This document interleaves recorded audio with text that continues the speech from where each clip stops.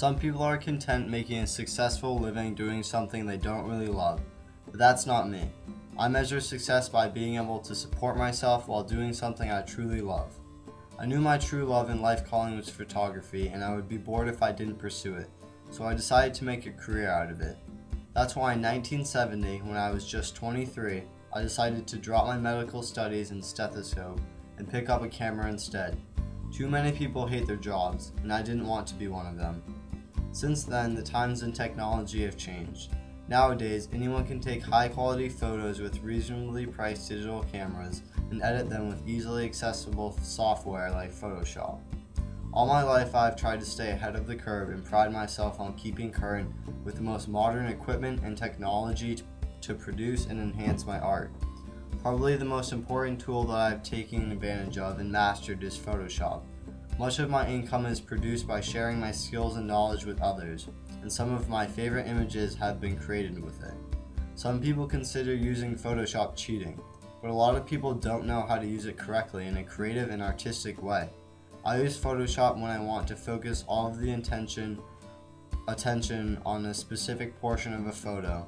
I try to make nature Photoshop images look natural and not manipulated, but with other subjects such as architecture or pose models, I use it to correct flaws or add a dynamic quality to a picture or explore and create conceptual art.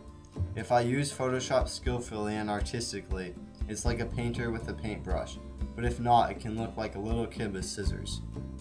While many artists are influenced by current issues and produce work to make a difference, I specialize in wildlife, nature, and exotic travel photography because I love beauty and want to capture it wherever I see it.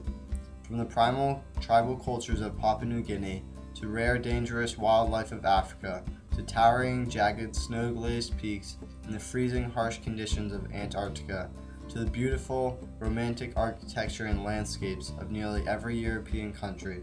From coast to coast of my home country of America, and everywhere in between, I have captured the beauty of the world. One of my favorite places to shoot in Africa is Namibia, a land of stunning contrasts from the largest orange sand dunes in the world to people still living in the Stone Age. The land is incredibly unique and endlessly fascinating, not to mention extremely dry and dust-filled. Plus, opportunity to interact with and photograph the Himba people and remarkable bushmen is something I treasure.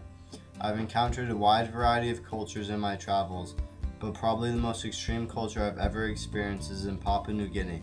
It is one of the least explored and influenced countries in the world that still maintains hundreds of indigenous languages. Although these people look very intimidating and barbarian, they are amazingly welcoming and participatory. I'll continue traveling the world, capturing beauty wherever I see it while perfecting my use of technology artistically.